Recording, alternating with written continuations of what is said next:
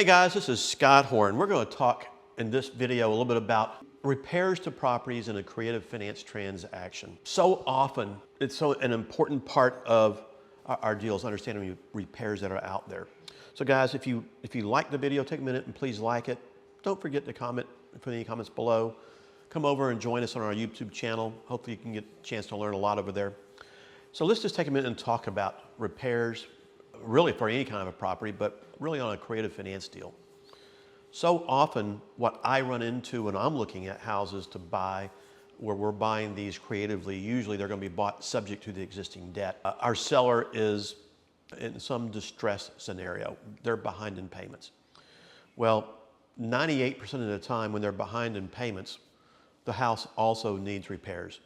What those repairs are could be anything from a little to a lot.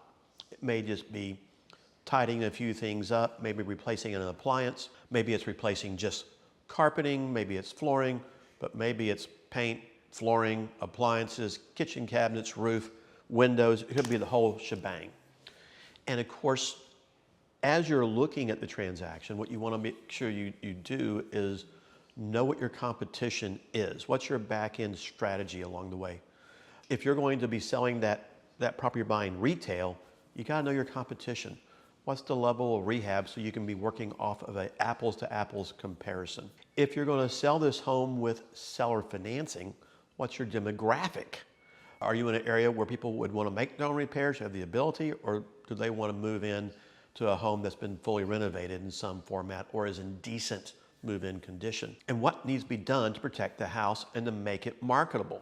Truly, most buyers want a neat and clean home. And I kind of call it removing the negatives, but not always accentuating the positives. For instance, if you've got a roof that is completely gone, you probably need to replace it. If you've got older windows that not double insulated, based on the neighborhood, the house, the dollar value, you may not have to move in and replace those windows up front. But items inside come down to the importance. Can you keep older kitchen cabinets? Possibly. Can you paint them to freshen them up? Some new hardware maybe? Possibly. If the walls are disgusting and need painting, you're going to have to paint. And if your tan carpeting is black and just totally gone, you're replacing it. Do you have to update the bathrooms? Well, it depends. In most cases, the answer is no. In some cases, the answer is yeah. Sometimes the bathrooms are just absolutely disgusting and you need to go in there and gut and redo. But it's not that expensive to put in a basic bathroom done nicely. You don't have to go in there and spend $30,000 like Chip and Joanna do on a master bathroom. My gosh, we can get a master bathroom totally renovated very nicely in the $7,000 to $9,000 price range. So there are things that can be done to make things nice. And you've got to look at these houses differently along the way. And every house, every neighborhood, every price range is going to be a little bit different. Again, just talking about this based on the neighborhood, the dollar value. Are you putting in new granite or quartz countertops? Maybe. Can you go with Formica and leave what's there? Maybe. Every deal is different. And sometimes you might start with level 1 and realize the market is telling you that you really need to move up to level 2, and maybe you got to go in and do a little bit more down the road. But trying to assess that up front is so important. Now, one of the things I always like to do when I'm looking at a home and making these assessments is when I go to the house for the first time, I want to get my repairs down as well as I can.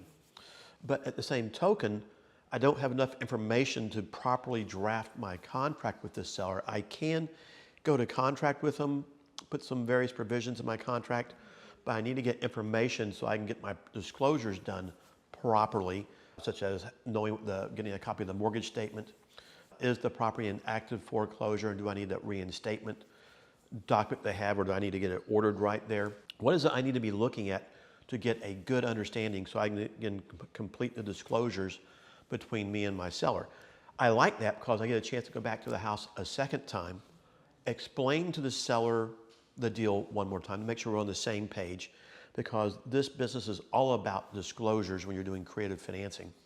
but it gives me that chance to reevaluate repairs, because I'll go back to my office and I'll type up the repairs that I came up with and estimate. So when I go back, I can reevaluate what those are, see if I missed anything, and or adjust my numbers so I hone in my repair cost as best as possible. Now guys, I'm not sending in home inspectors and contractors to check every little thing out. I don't have time to do that, but I can get us pretty close to my value. And as long as I'm within 5 or 10%, I'm a happy camper. What I don't want to do is miss it by 50%. That's what kills you all the time. So knowing before you go what your back-end strategy is, rental, sale, things of that nature, important to know. So you know what level of rehab you have to do, the demographic in the neighborhood where you're buying, the price range, other homes in your area so you can get good comparisons is so important in making those final decisions as you're thinking through that repair basis on your creative finance transaction.